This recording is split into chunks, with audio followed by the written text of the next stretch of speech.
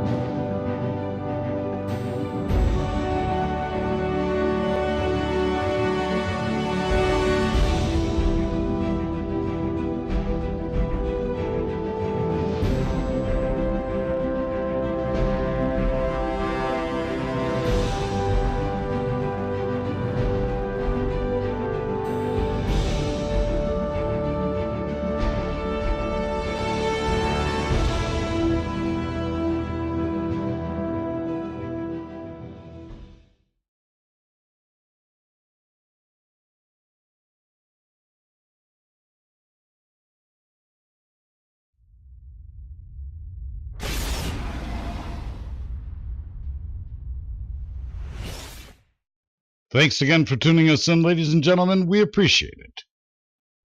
This edition of the Critical Post Chicago Report is coming to you live or almost live from the capital of the Midwest Coast, Chicago, Illinois, USA. This is part 7 of the Definitive Bullet Point series regarding the mass shootings at the Mandalay Bay. I want to just briefly talk about the Paddock family.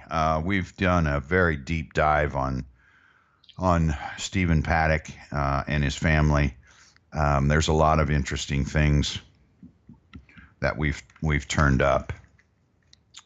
The highlights are that Paddock's father, as we all know, or we've been told, was a famous bank robber who robbed a bank in, I don't know whether it was I think it was Tucson, for $4,000 because he wanted to go to, supposedly the story is because he wanted to go to Vegas and have a good time in Vegas. I think they arrested him in Vegas. They put him in prison.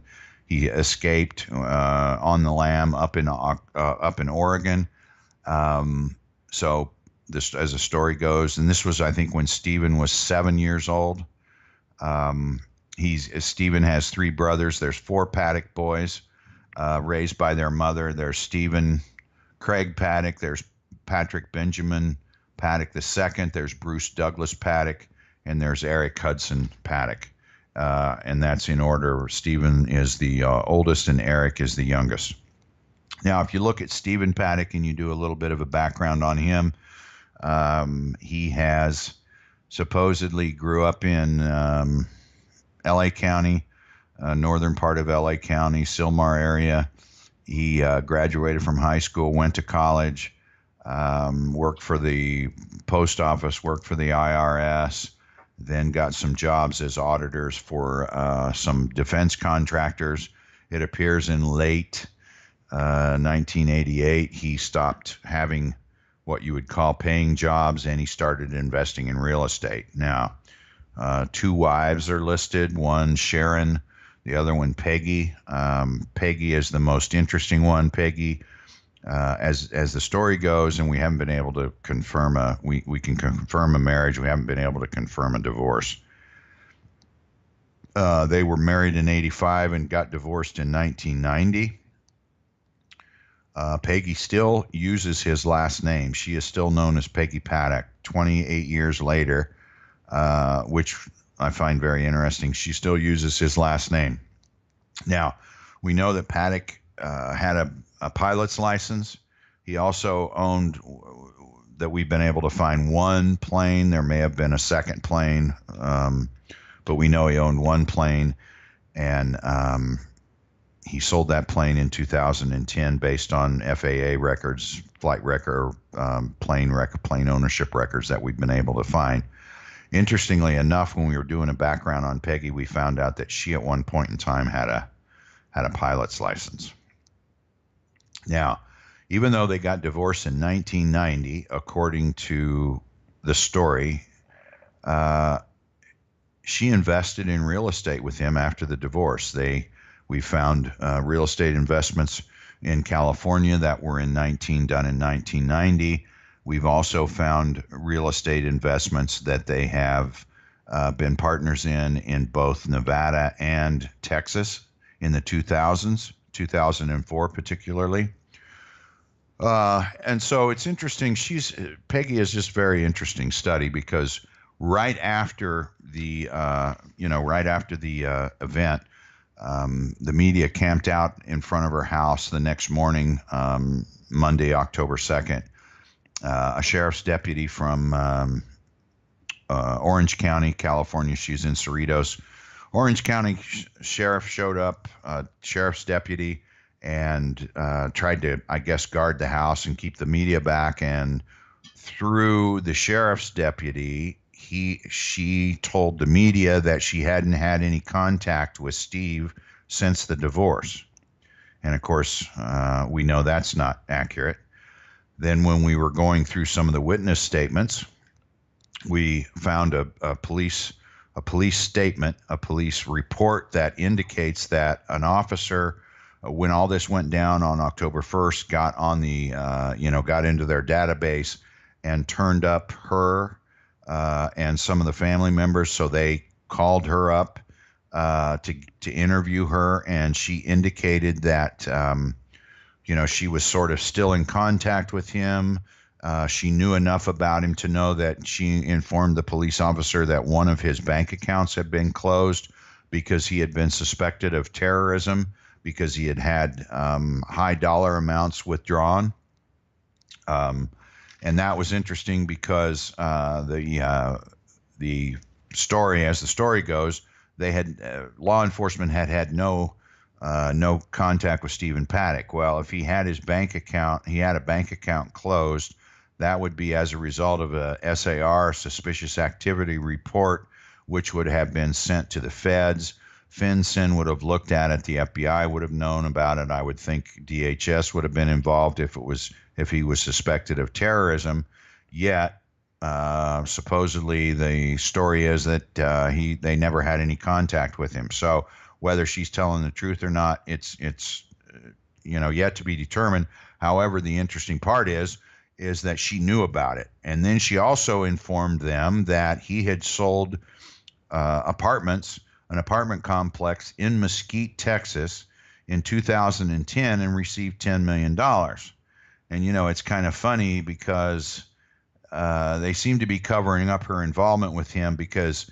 When I read that, I kind of chuckled because, yeah, she should know when he sold it and how much he got because she was involved in that transaction.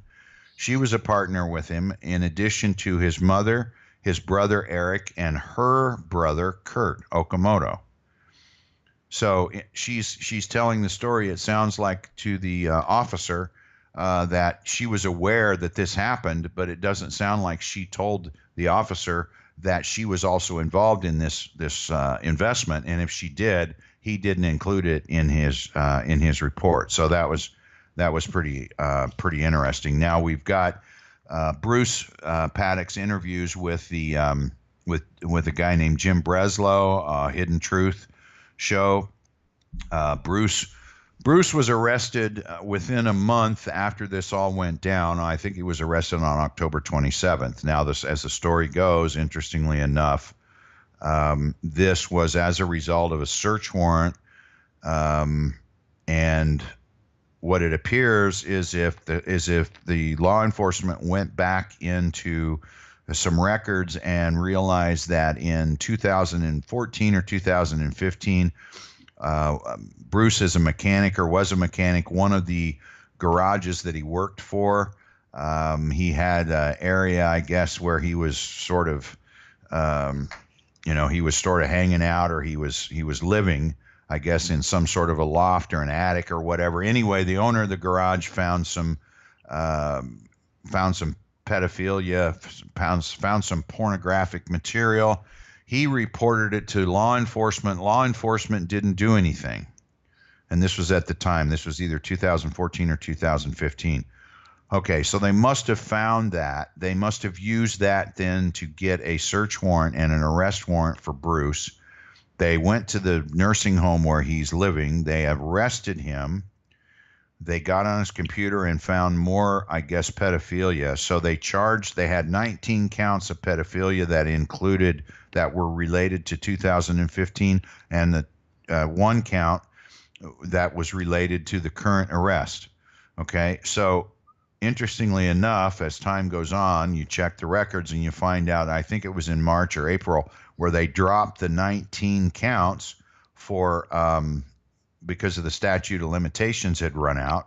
They kept the one count that was the current one when they went in and executed a search warrant and an arrest warrant, and then they set a trial date, I believe the end of May or end of June, and then on the day the trial was supposed to start, they dropped the charges. Very, very interesting. So they can, of course, refile the charges. It looks like perhaps that they're trying to exercise a little bit of leverage over Bruce. He has done these interviews with Jim Breslow on Hidden Truth. They're kind of interesting. They're disjointed. Bruce is all over the map. He says, he contends that he hadn't had any contact with Steve in 25 years. Yet then he gives information about what Steve has been doing. He talks about cocaine. He talks about hookers. So it's very interesting.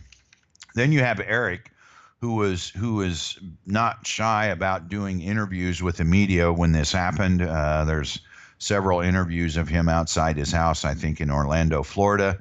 He's the youngest. He was the one who sort of represented his mother or the family in contact with the Clark County as far as the probate case. He actually flew to Las Vegas in November for the probate case, the original one. He also ended up flying to Las Vegas, I believe, in January to pick up Stephen's remains from the coroner. He also invested with Stephen in the Mesquite property. So he's kind of an interesting guy. And then the one brother that we really know very little about, Patrick Benjamin Paddock. He lives in Tucson. There's just not much info at all. The only thing that I could find on the internet was a small article about them contacting him after this happened. He indicated that he hadn't had any contact with Stephen in a very long time, and he really didn't want to talk about it. Now, the interesting thing about him is that his name is Patrick Benjamin Paddock II.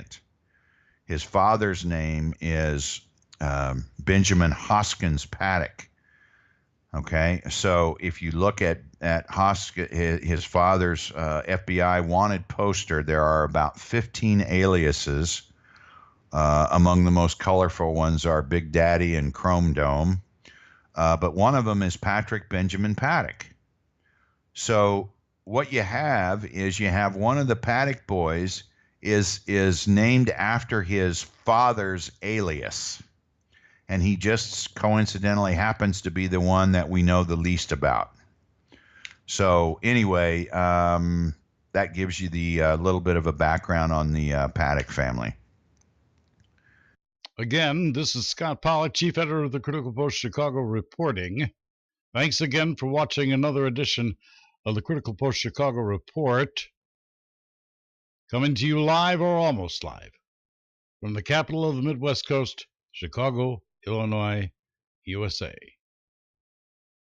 That is all.